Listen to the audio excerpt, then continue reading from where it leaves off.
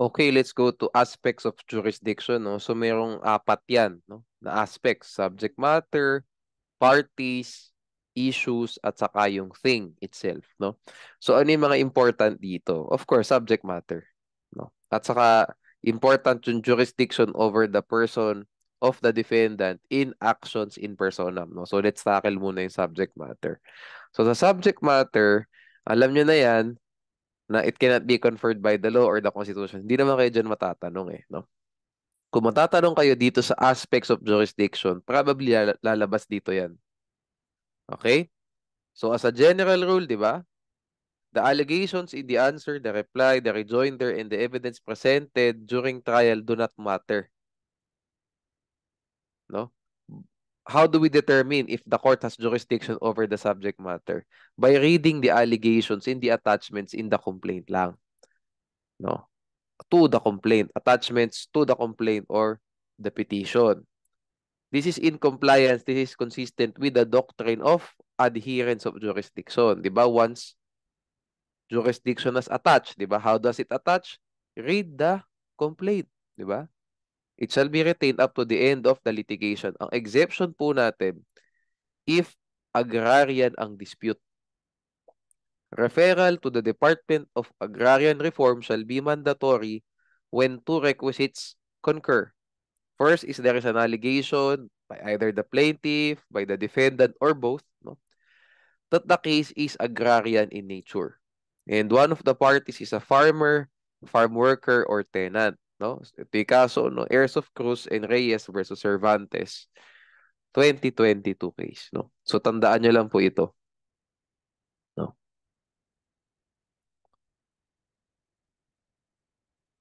Okay? Sige. So normally po, no, well, usually ang magiging dispute dito, na agrarian in nature would be Comprehensive Agrarian Reform Law, yung CARL na tinatawag, no? Kasi nga, no, brief background, no, kung hindi kayo medyo familiar sa agricultural law, no, sa agricultural law, pag po ganyan, no, pag agrarian dispute tapos mayroong farmer, farm worker, tenant, yung pong farmer, farm worker, or tenant, magkakaroon ng right dun sa sinasaka niya before. No? Nagkaroon ng, ulitin natin. Okay, let's go to aspects of jurisdiction. No? So may apat.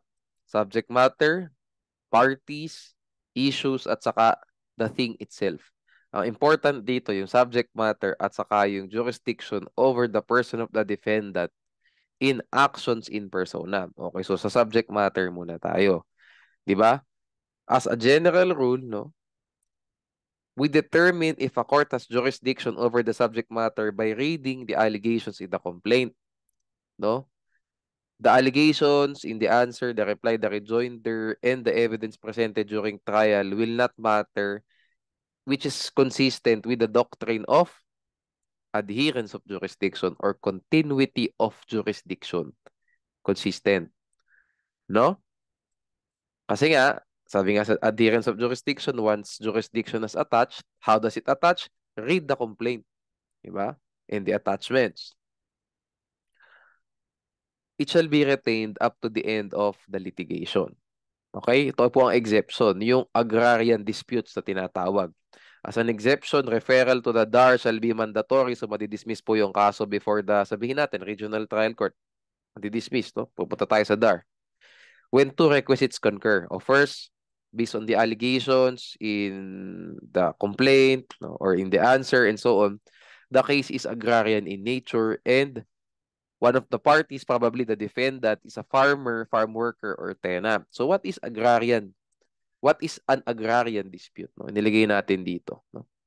It refers to any controversy relating to tenurial agreements, arrangements, whether leasehold, tenancy, stewardship, or otherwise, over lands devoted to agriculture, including disputes concerning farm workers associations or representation of persons, and so on and so forth.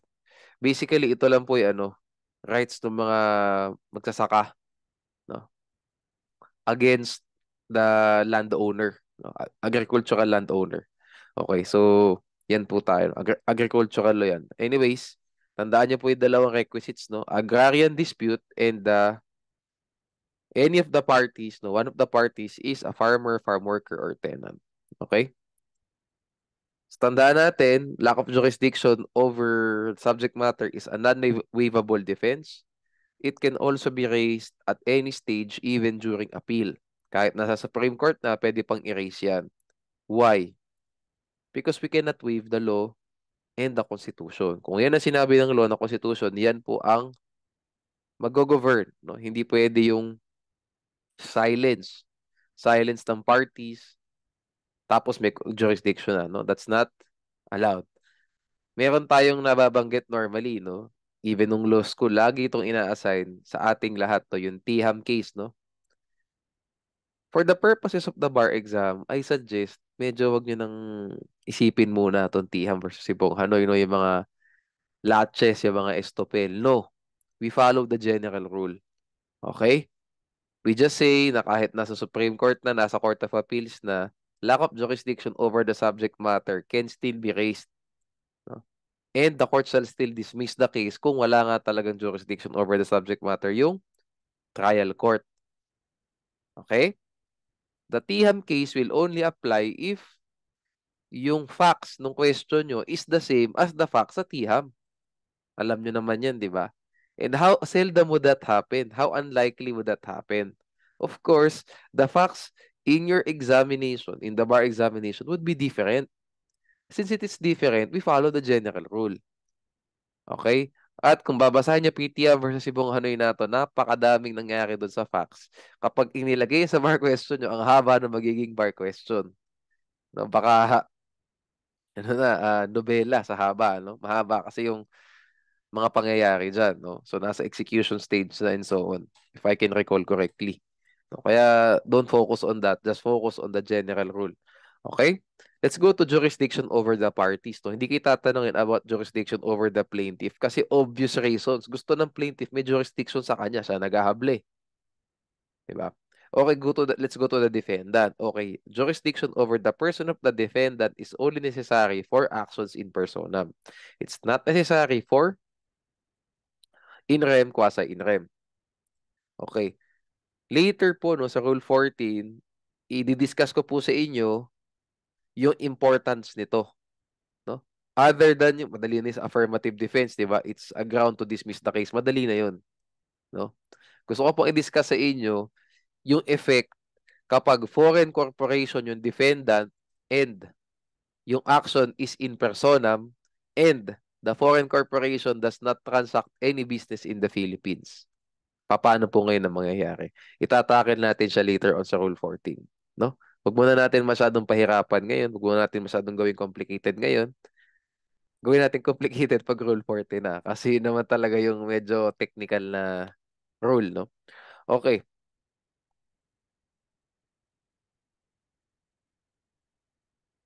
Okay, so tandaan nyo po, no, nilagay ko na rin dito, no, tandaan nyo, even if jurisdiction over the person of the defendant is not necessary for actions in rem and quasi in rem, does it mean na hindi na po dapat magkaroon ng proper service of summons?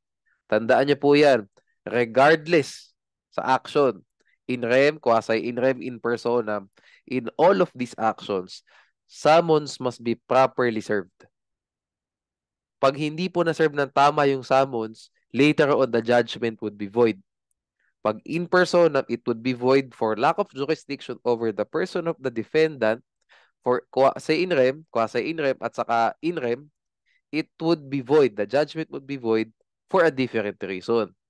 For violation of due process. Pero in all of these instances, whether in personam in rem or quasi in rem, magiging void po ang judgment. Void po ang judgment for improper service of summons. Huwag nyo pong guluhin yung sarili nyo dyan. Okay? So, ibig po sabihin, kahit na annulment of marriage, that's an in rem. No? Action in rem. Kahit na change of name, correction of entry, mga yan, mga in rem yan, it doesn't matter po, ano? It doesn't matter with respect sa, well, hindi mo natin, wag natin sabihin it doesn't matter. Whether action for damages yan, whether action for collection of sum of money, whether action for foreclosure of real estate mortgage, change of name, correction of entry, annulment of marriage, legal separation, declaration of nullity of marriage, lahat po ng yan. Summons must be properly served in all of these instances. Kung hindi po na-serve ng tama ang summons, void ang judgment. But for different reasons, pero ang sagot nyo dapat dyan, the judgment is void. Okay? The judgment would be void for different reasons. Hindi ko pala pwedeng sabihin na it doesn't matter kung in rem or quasi in rem kasi it matters. Why does it matter? Kasi po, mas maraming mga options, ways, methods to serve summons kapag in rem at saka quasi in rem compared to in personam. Yung pala yung dahilan yan, why it matters. Why the difference or the distinctions between in personam, in rem, and quasi in rem matter. Other than po itong sa proper service of summons, no?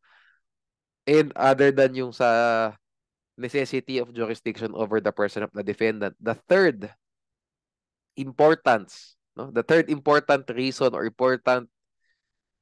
this important matter, no? Why we have to distinguish it on tatlong actions na to is yung method of serving summons. Mas marami, ulitin ko, mas maraming ways to serve summons pag in rem and quasi in rem compared sa in personam. Okay? Which we will tackle later on sa Rule 14. Yung jurisdiction over the issues at saka jurisdiction over the thing itself, we can just read them na lang, no? Okay. Let's go to let's go to BP 129. Okay, so I'm gonna share the next document, no?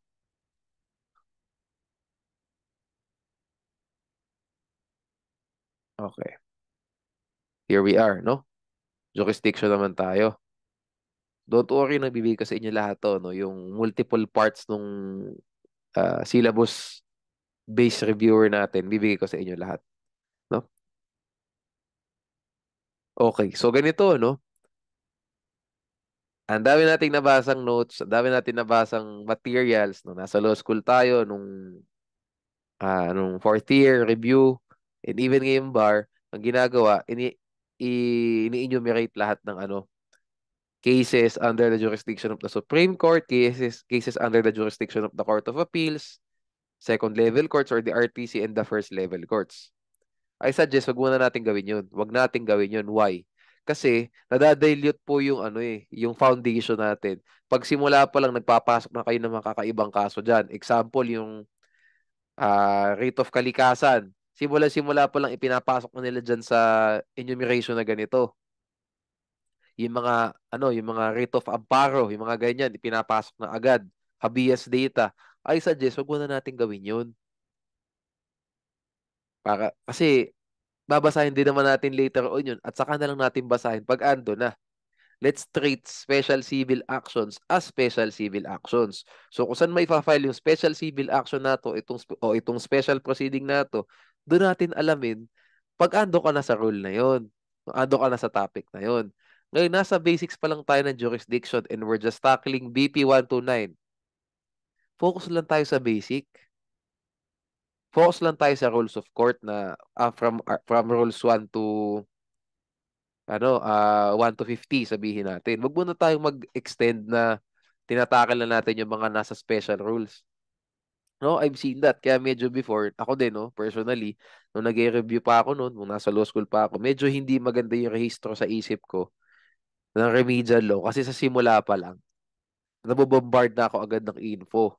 Like, I don't even know, hindi ko pa memorize yung BP 129. You're giving me continuing mandamus na. You're giving me kalikasan na. You're giving me anong tawag doon? Intra-corporate disputes na. Nakaka-clutter ng mind. Yan pala isa ko pang tip sa remedial law, no? The best way to master, to get a good grade sa remedial law, to get a high grade sa remedial law, ang focus nyo dapat dyan, dapat incremental yung dosage incremental doses yung ibinibigay nyo sa sarili nyo. 'Di ba? Konti-konti itataas nyo na yung timpla basically. Pero sa simula, 'di ba? Ganun dapat kasi nga unlike sabihin natin, unlike other subjects like political law, sa political law, hindi naman lahat ng articles dyan, lahat ng sections sa Constitution related. Hindi lahat related, no? Like sa Bill of Rights, hindi naman lahat ng rights na yan magkakakonekta eh. Diba? Hindi naman, no? You need to know all of them, but not all of them are interconnected. Yan po ang kaibahan ng remedial law. Yung unang-una po natin tinakil, yung mga hierarchy of courts na yan, hanggang sa dulo, babalik at babalik ka doon. Umiikot, no? Everything comes full circle dito. So, ang hirap po sa simula pa lang, ulitin ko, dito pa lang sa jurisdiction pa lang, babanata mo na yung sarili mo ng mga mahihirap na mga cases o nagalay ka na ng mga kakaibang mga cases, pupunta ka na agad sa step 20, sabihin natin, nasa step 2 ka pa lang. Okay? So, yun ang suggestion ko po sa inyo. Sometimes, nagiging tayong confused kasi we try to mix everything into one pot. Minimix yun na lahat. You don't do that, no? Probably sa ibang subject pwede, no? Kasi hindi naman nga ganun kagulo. Kailangan lang masipag at matyaga ka. Pero kasi may mga subject na methodical ang approach. Ito yun, remedial law. Tingnan natin kung hindi nyo pa maintindihan after, no? So, ayan, no? So, pag nasa civil procedure pa lang po tayo, I suggest, focus muna tayo dun sa bilog na yun, sa sphere ng civil procedure. As you can see po dito, hindi ko nga nilagay. Sa BP 129 kasi, mayroon din tinakil na mga criminal cases dyan for RTC at saka for MTC. Nilagay dyan yung jurisdiction nila, di ba? Pag mga ordinance, MTC yan. Tinanggal ko rin po ulit. Kasi po, this is not the time. If you want to talk about criminal cases, we go to criminal procedure. It makes sense that way. 'Di ba? Kasi that's how you that's how you make things orderly sa isip nyo, 'di ba? You try to divide topics properly, 'di ba? You try to group them together. Na yung sa isip nyo malinis, no? Medyo clear sa isip nyo yung pasok ng information. Oh, when I'm just talking about civil procedure, ito lang. And then kakapain nyo sa bar question na ito yung tinatakil sa bar question. Civil procedure side tayo. Lahat ng nabasa ko sa civil procedure, dun lang tayo. And then pag criminal procedure na, that's the time when I will focus again o babalik ulit ako ng BP 129 pero sa criminal cases na tayo. That's how it works. Ganun po dapat ang approach, no? Anyways, so let's read this, no? Ito lang yung mga notable actions, no? Sa Supreme Court, tandaan niya petition for review and certiorari. Rule 45, exclusive appellate jurisdiction. Tapos ito pa, nilagay ko na rin dito, no? Concurrent original jurisdiction with the SC, RTC, saka CA. Petitions, miss. Petitions for certiorari, mandamus, and prohibition. Okay. Tapos, exclusive original jurisdiction, petition for annulment of judgment of the RTC, sa CA mo ipa-file yan, Rule 47. Malalaman nyo rin later on, sa annulment of judgment, paano pag ang i-annul na judgment sa MTC naman? File mo sa RTC yung petition for annulment. One step higher. No? Exclusive appellate jurisdiction ng Court of Appeals, no? 41, 42, 43. Decision of the RTC, original jurisdiction. Decision of the RTC, appellate jurisdiction. Decision of quasi-judicial agencies like Civil Service Commission. No? Sa Court of Appeals ang ano niyan, ang appeal. No? Also, ombudsman, decisions by the ombudsman in administrative cases. No? Konting pasok lang. No? Court of Appeals din yan. Anyways, no, ulitin natin, Supreme Court, ito lang yung notable na laging matatanong. Laging natatanong. Yung mga sa ambassador, di ko na nilagay dito. I just ask you to read that in your own time. No? Focus tayo dito sa no? Talagang matindi hit rate sa bar, no? Petition for review and certiorari under Rule 45. So, correlation na rin siya sa Rule 45 later on, di ba? Simula pa lang tayo, may correlation na siya sa dulo ng mga topics later. Exclusive original jurisdiction of the Court of Appeals, annulment of judgment of the RTC. Concurrent original jurisdiction with the Supreme Court and the RTC, certiorari, mandamus, prohibition. Exclusive appellate, decision of the RTC, decision of the RTC, decision of quasi-judicial agencies. Okay. Second level courts, no? Baka medyo batuhan kayo ng curveball sa bar exam kasi nakalagay sa bar syllabus natin, hindi RTC eh. Hindi Regional Trial Court. Ang nakalagay dyan, second level courts. So pag gano'n ang tinanong sa inyo sa bar, tandaan nyo, ang second level court is Regional Trial Court.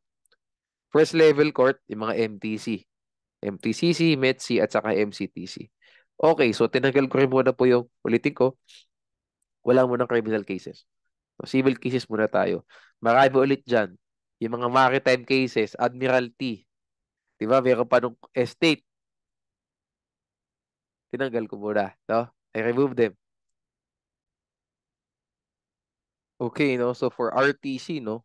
Exclusive original jurisdiction, may apat tayong kailangang tandaan, no? Hindi ko na nga in-include yung mga sa estate, admiralty cases, di ko na nilagay. No? Unang-una, actions incapable of pecuniary estimation. Ano opposite niyan? Actions involving title to or possession of real property or any interest therein, where the assessed value exceeds 400,000 pesos. And no, civil actions where the amount of the demand or the claim, exclusive of interest, damages, attorney's fees, litigation expenses, and costs, exceeds 2 million pesos. Okay? Nilagay ko yung pang-apat na to kasi this shows that the RTC is a court of general jurisdiction. No? It has jurisdiction over, it has exclusive jurisdiction over cases not within the exclusive jurisdiction of any other court, tribunal, or body. That's why po, ang annulment of judgment ng MTC, ifa-file mo sa RTC because ito po ang dahilan. Because the RTC is a court of general jurisdiction. Kung makikita nyo po no, sa BP 129, nabanggit lang po yung annulment of judgment dyan sa CA. No? Over yung judgment over actions for annulment of judgment of the RTC. E paano naman ngayon yung annulment of judgment of the MTC? Wala sinabi. Punta tayo sa RTC kasi nga Court of General Jurisdiction siya. Okay, exclusive appellate jurisdiction over cases decided by the first level courts, by the MTC. Sa first level courts naman, ano ang exclusive original jurisdiction? No? So, actions involving title to or possession of real property or any interest therein, where the assessed value does not exceed 400,000, civil actions, no?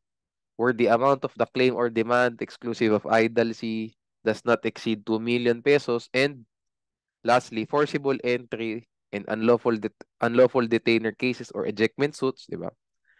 Regardless of the amount of assessed value, regardless of the amount of the demand, regardless of the amount of the unpaid rentals. Okay?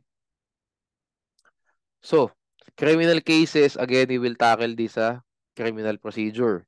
Yung summary procedure, yung small claims cases, itatackle natin siya sa special proceedings. Wag muna ngayon. Kasi nga, it will dilute the discussion. No? We cannot focus on the main thing. And the main thing is knowing paano ba nating na-masterin yung tatlo na yan. Diba? Itong dalawa na to at itong dalawa na to. No? Yan ang laging tinatanong halos every year sa bar. Incapable, tapos capable of pecuniary estimation, and then you check the value. No? And then we relate that to venue. Okay? So how do we simplify things? To determine which court has jurisdiction over the subject matter. Di ba nasabi na natin sa earlier discussion natin, we need to check the allegations, di ba, in the complaint. Okay. Based on the allegations in the complaint, we must first determine if the action is capable or incapable of pecuniary estimation. No? If incapable, then the RTC has jurisdiction over the subject matter. No questions asked. If capable, it would either be an action involving title to or possession of real property or a claim or a demand. Okay? For actions involving title to or possession of real property, look for the assessed value in the question. Hindi po yung amount of the demand. O, the magic number is 400,000. Sa claim, magic number is 2 million pesos. O ngayon, attorney, sabi mo dito, you check the allegations and then read the allegations and then determine if the action is capable or incapable of pecuniary estimation. Attorney, paano pag halimbawa, annulment of deed of sale yung title ng kaso? Pero dun sa allegations niya, no? Or dun sa reliefs, sa prayer niya, ang principal relief sought niya is to recover the title of the property. Attorney, would this case be an action incapable of pecuniary estimation? Kasi action for annulment of deed of sale eh. Di ba? Annulment of deed of sale. So incapable yan, di ba? Kasi in annulment of deed of sale, di ba, ang hinihingi mo talaga dyan is to just cancel, di ba? To just annul yung kasulatan. We do not care about the assessed value. We do not care about recovery. Pero paano pag ganun? Annulment of deed of sale, ang pangalan ng title, pero sa prayer, no? Prayer yan, anyway, kung nakakita na kayo ng pleadings, guys, ng complaint, yun yung last part yan ng ng pleading, ng complaint. Prayer. Nakalagay doon, to recover the title of the property. Is this an action incapable or capable of pecuniary estimation? Diyan po papasok yung principal relief sought test. No? Principal relief sought test in the case of First Sarmiento versus PBCom. No? To determine the nature of an action, whether or not its subject matter is capable or incapable of pecuniary estimation, the nature of the principal action or relief sought must be ascertained. Examples.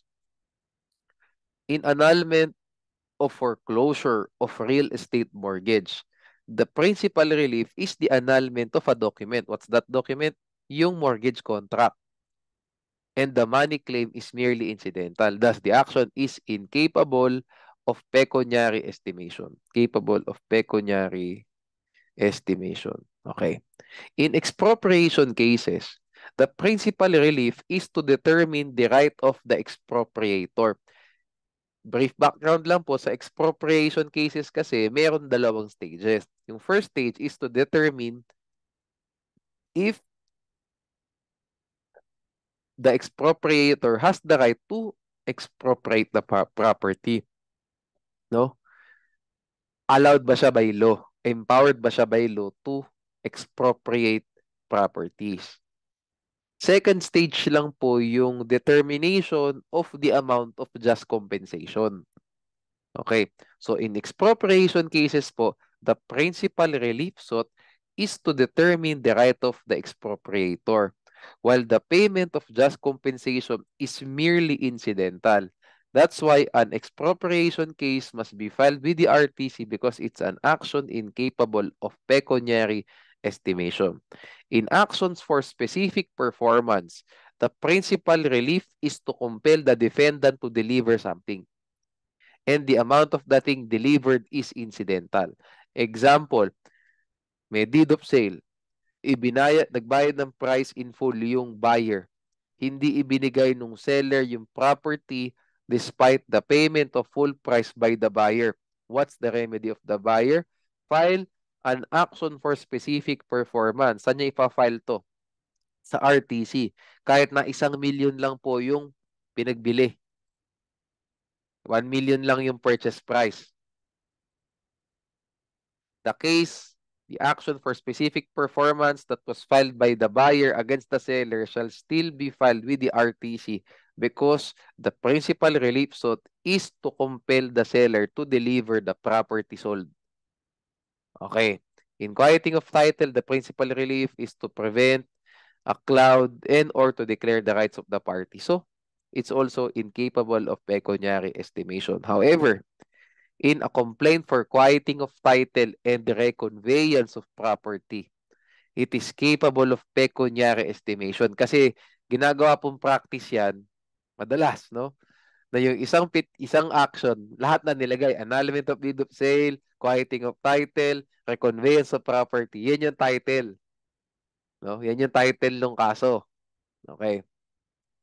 Tanong, is this incapable of pecuniary estimation? No, it's capable. Why? Because the principal relief sought of the plaintiff is to recover real property. Therefore, it's an action involving title to or possession of real property, making it capable of pecuniary estimation. Thus, we need to check yung assessed value ng real property in dispute.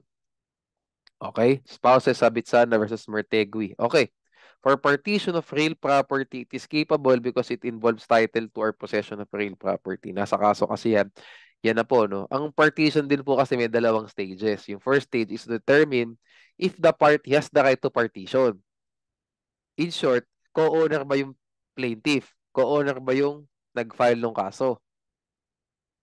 Okay. Tapos ang second stage is to determine yung ano na talaga, paghahati ng property. Kanino ba dapat yung portion na to? Kanino dapat yung portion na yan? Two stages din. So kung isipin nyo, hindi ba dapat incapable of pecuniary estimation? Then kasi the first stage is about determining the right of the parties to partition. Pero hindi eh. No? Sabi sa case, this is capable of pecuniary estimation. It involves title to or possession of real property. Lastly, for foreclosure of real estate mortgage, sabi po sa kasong Roldan versus Paces Barrios, no, it also involves title to or possession of real property, of an interest in real property. Kaya kung isipin nyo, ang first stage kasi ng foreclosure, ng action ng foreclosure cases, ang first stage yan, is to determine if mayroong right to foreclose. Pero sabi na rin sa kaso ni Roldan, no, Roldan case, it is also an action capable of pecuniary estimation. So tandaan nyo na lang po sa reviewer ko na ginawa na to, no? Partition, foreclosure, mga special civil actions yan, capable sila. Pero ang expropriation, incapable. So isa-isahin natin sa special civil action, no? Declaratory relief, Rule 63, incapable. No?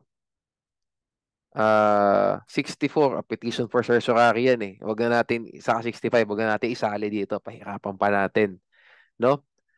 66, kawaran to. Aba, malamang. Incapable, di ba? 67, expropriation, incapable.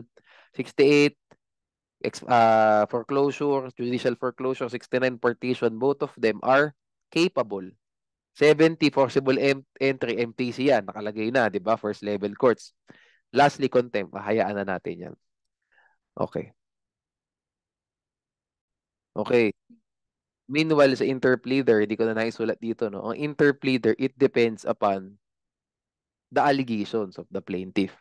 It depends, no? May mga pagkakataon na incapable yan, may pagkakataong capable, no? Ordinarily, ang interpleader is an action incapable of pecuniary estimation because the plaintiff, di ba, has no interest in the property in dispute, di ba?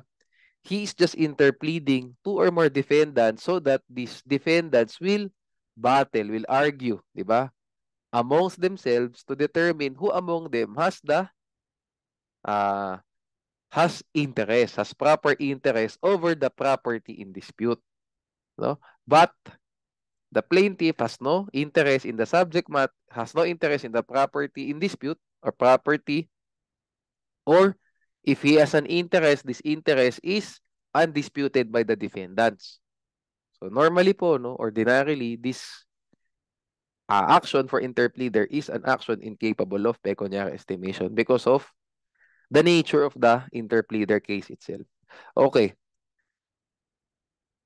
Move tayo to actions involving title to or possession of real property. So alam nyo naman, pag involving title to or possession of real property, pag forcible entry, unlawful detainer, we do not check. Yes, a forcible entry or an unlawful detainer case is an action involving possession of real property. Pero sinabi na nga po sa BP 129, MTC yan regardless of the assessed value, regardless of the amount of the unpaid rentals, MTC yan. So wala tayong problema ron. Ang issue natin dito, pag action, pag reconveyance of property at saka publisyana. In both of these instances, in both of these actions, we check the assessed value. Okay. How do we check the assessed value? Again, ulitin mo lang basahin yung allegations. Okay. Basahin mo yung allegations. O ngayon, paano pag hindi na ilagay sa allegations yung assess value? As a general rule, i-dismiss yung kaso for lack of jurisdiction over the subject matter. Ang dalawa. Exceptions, dalawa. First is, if the property was not declared for taxation purposes, the assessed value of the adjacent land shall be the assessed value of the adjacent lot shall be the assessed value of the property. Actually, kung hindi man declared for taxation purposes, for taxation purposes yung property in dispute, dapat i-allege pa rin ng plaintiff yung assessed value ng adjacent lot. Pag hindi pa kanya in-allege yun, that is also dismissible, di ba? For lack of jurisdiction over the subject matter. No. So kung di man niya na-allege yung kanya, pero na-allege niya yung property ng kapitbahay niya, no problem. Tuloy po ang kaso. Okay, tandaan po natin, this is only for publishana at saka reconveyance. Sa forcible entry at saka unlawful detainer, we do not care. Kahit hindi po ilagay yung assessed value sa allegations, tuloy ang kaso. Okay. Last, no? Exception if the plaintiff attached a tax declaration to the complaint. So kahit wala po sa allegations ng action for conveyance of property, yung assessed value ng property, okay lang kung may na-attach tayo na tax deck. Why? Because the attachments shall form part of the complaint. They form part of the complaint kasi annexes yan eh. So kung wala man dun sa allegations, wala man dun sa paragraphs, dun sa complaint, tingnan na lang natin yung mga attachment, yung mga annexes. Okay. So you get the point, no? Forcible entry and unlawful detainer cases, no? May dalawang tinatanong dito normally. Can the issue of ownership be raised in an ejectment suit? Yes. If the issue of possession cannot be resolved without deciding the issue of ownership. How does this happen? Ang sinasabi ng plaintiff, he owns the property, not the actual occupant. Yung present occupant, yun ang defendant. Sabi ng plaintiff, I am the rightful owner of the property, so he must leave the property at once because I am the true owner of the same, so I have the right to possess it. Paano mangyayari ngayon doon? In the ejectment suit, in the ejectment case, the first level court, the MTC, will rule upon the issue of ownership. Because if it rules upon the issue of ownership, the issue of possession will also be resolved. That's how it works. No? However, no, tandaan natin, either party can still file an action for a conveyance of real property. Why? Because the issue of ownership shall be resolved only to determine the issue of possession. The issue of ownership will not be resolved to determine the issue of ownership. Tandaan nyo yan. At ang MTC, itatake lang po yung issue of ownership para sa possession side. Hindi ownership for ownership side. No. So magkakaroon pa rin tayo ng separate case for action for reconveyance. In short, yung pong determination ng MTC sa ejectment cases ng issue of ownership is provisional in nature. Hindi pa yan final. Okay? Sabihin natin, assess value ng property, 1 million. O di file mo sa RTC yung action for reconveyance. That's another proceeding. Okay? O sabihin natin, ang assess value, 200,000 lang. O dedalaw yung MTC cases, isang forcible entry para mapaalis mo ni actual occupant, and then another case para ma-determine mo finally who owns the property. No? So tandaan natin, ang forcible entry case, ang unlawful detainer case, yung judgment po ng MTC dyan, hindi mo pwedeng gamitin para mailipat mo yung titulo ng property sa pangalan mo. You cannot. Kasi provisional in nature lang. Pwede natin tanggalin yung nakatira doon.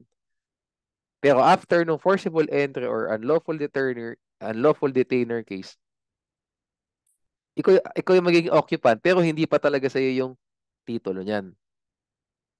Sa conveyance case yun. Okay? Sige. Actions involving a demand or claim, di ba? Tandaan nyo, ang nakalagay dyan, napaka-important itong clause na to. Etong demand or claim, yung total niyan, yung amount, it shall be exclusive of interest, damages, attorney's fees, litigation expenses, and costs. Ibig sabihin ng interest na to, normally legal interest yan, no? Hindi po yan yung sabihin natin. Iba po yung interest na to at saka yung interest na nasa contract. Okay, magkaiba po yan. Iba yung legal interest, iba yung interest under the contract. Okay. Yung interest po under the contract, you include that sa demand. Kasi yan yung kabuuan nung demand nung creditor. Di ba? 1 million, tapos sabihin natin 10% annual interest. O, 10 years, hindi na bayaran. O, ilan yun? 2 million yun. Kasi 10% times 10 years, that's 100%. So, 1 million times 100%, 1 million ulit. So, ang magiging total demand nung ating plaintiff, 2 million. I-include nyo lahat yan sa amount of demand. Yung exclusive of interest na to, itong interest na to, this means yung interest that will be imposed by the court. Di ba? Until mabayaran yung, anyway, malalaman nyo sa credit transactions to sa civil law. Ito yung interest na i-impose ng court from the time of the judgment up to the time na mabayaran. Yan yung mga ganun, no? Yung mga ganung types of judgment yan. Yung mga types of mga ganung types of interest yan, no? So interest yan in the form of damages. Hindi siya conventional interest. Ang conventional interest kasali siya sa demand. Ang interest as a form of damages, in the form of damages, hindi po natin isasali. Okay? Kasi nga damages siya. Okay? As a general rule, you must exclude idle C to determine the amount of the demand. Example, interest in the form of damages, moral damages, exemplary damages, cost of suit, and attorney's fees. Because these five, no, yung idle C, they are merely incidental to the action. Hindi po yan yung principal relief na hinihingi ng plaintiff. Ang principal relief yun yung demand. As exception, they must be included in determining the amount of the demand or the claim if the plaintiff filed an action for damages. Example is quasi-delict. Pag po quasi-delict yan, i-include nyo na yung moral, yung exemplary, yung cost of suit, interest in the form of damages, attorney's fees, and so on, dun sa amount of the demand to determine which court has jurisdiction over the subject matter. Why? Because now, damages becomes the main cause of action. Yung isa, incidental lang. Ito main na eh, kasi damages din yung main mo. Eh di lahat na ng moral, isasali mo na din. Kasi damages naman sila lahat. Hopefully gets nyo po, no? Okay. Action involving a demand or claim ulit. Totality rule. Ang totality rule po, nabanggit to twice sa civil procedure. Sa BP 129 at saka sa Rule 2. No? Ang recommendation ko sa inyo, gamitin natin yung BP 129 kasi mas buo. And syempre, law yan eh. Di ba? Mas may kagat, no? Under Section 33, letter A of BP 129 as amended, the following are the requisites of the totality rule. There must be several claims between the same or different parties embodied in the same complaint. So, the total of all these claims, no, shall be, all of these claims shall be total, yun, to determine which court has jurisdiction over the subject matter, irrespective if the claims arose from the same or different transactions. In short, in order to determine which court has jurisdiction over the subject matter, we must total the two debts. Sabihin natin dalawa lang, no? Contracted by the same parties even if they were executed on separate dates. Example, Mr. A and Mr. B executed two debts executed on separate dates. The amount of each debt is 500,000. Later, both debts became due, but Mr. B failed to pay despite demand. No? Thus, Mr. A is now asking you if number one, if he can include both debts in one suit, and number two, which court has jurisdiction over the subject matter. Decide. Sa first issue muna tayo. Mr. A can include both debts in one suit. And the first level court has jurisdiction over the subject matter. How do we answer itong first issue? Can he include both debts in one suit? Ang sagot nyo dyan, Rule 2, on joinder of causes of action. May brief preview na tayo ng Rule 2 later on. Okay. Yung which court has jurisdiction, pag ganyan ang tanong, ang sagot nyo dyan, BP 129 agad. Okay, so under the rules of court as amended, a party may in one pleading, di ba, assert in the alternative or otherwise as many causes of action as he may have against an opposing party. In this case, Mr. A has two causes of action against B kasi mayroon two separate debts and both of these debts were not paid despite demand. So, two causes of action. Further, ayan, under BP 129 as amended ulit, the first level courts have jurisdiction, ulitin natin, have exclusive original jurisdiction, no, over civil actions where the amount of the demand or claim does not exceed 2 million exclusive of IDLC. Ipasok natin sa huli, ito na yung finisher, yung totality rule. No? Provided that where there are several claims or causes of action between the same or different parties embodied in the same complaint, the amount of the demand shall be the totality of the claims in all causes of action, irrespective of whether the causes of action arose out of the same or different transactions. Okay, so tatlo basically pinasok natin. Di ba napakasimple ng tanong, no? Tatlo. Joinder, see, kaya sabi ko sa inyo, wag tayo masyado case. Wag. Kasi honestly, sa codal provisions pa lang, di ba? Ang dami mo nang kailangan sabihin eh, di ba? So wag niyo masyadong pahirapan yung sarili niyo, no? I hope nagre-register ng tama no sa isip natin yung gusto kong mangyari para sa ating lahat pag nagsagot. See, ganito po, no? Wala masyadong cases. Kasi the codal itself pa lang, the codal provisions themselves pa lang, ang dami mo nang kailangan i-cite for you to address everything na ang dali-dali naman ng question. Diba? Okay, so ayan, no, here, Mr. A can include both debts in the same suit because Mr. A may in one pleading assert the two debts that Mr. B failed to pay upon demand. Kung makikita nyo po, binago ko lang ng konti yung nakalagay dito sa rules of court. A party may in one pleading assert blah blah blah. Pinalitan ko lang ng ano yung nakasulat doon sa question.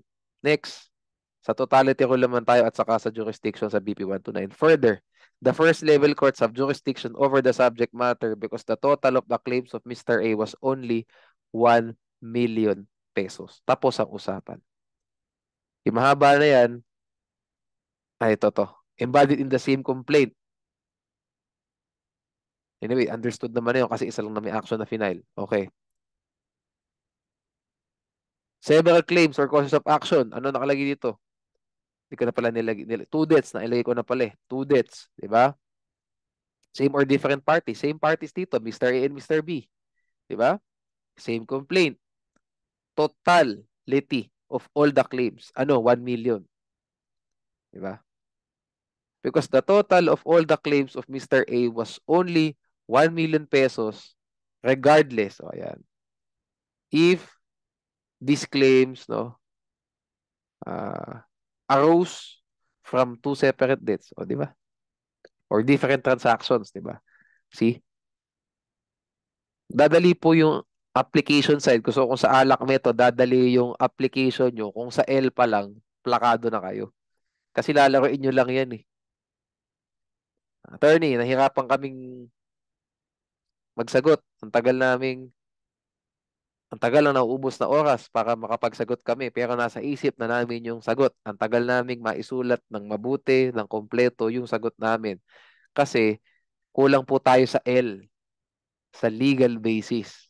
Mastery of the legal basis. Kasi kung master nyo yung gusto nyo ipahiwati, gusto nyo sabihin sa examiner, ang dali-dali lang po ng application. Lalaroin nyo lang, paikutin nyo lang ng konti yung legal basis. Yun na yun.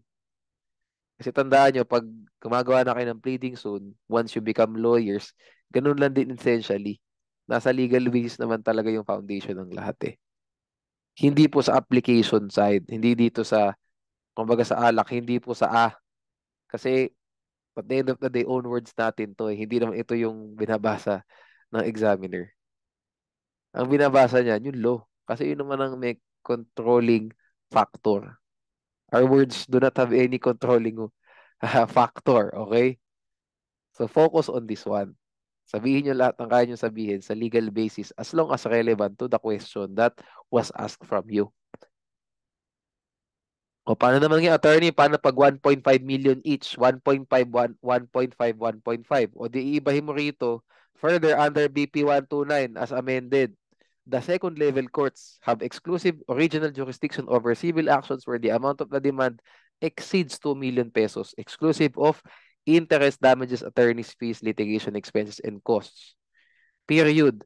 Meanwhile, under the totality rule, gagawin kong ganun. Kasi po itong totality rule na to, nakaduktong yan dun sa enumeration sa MTC.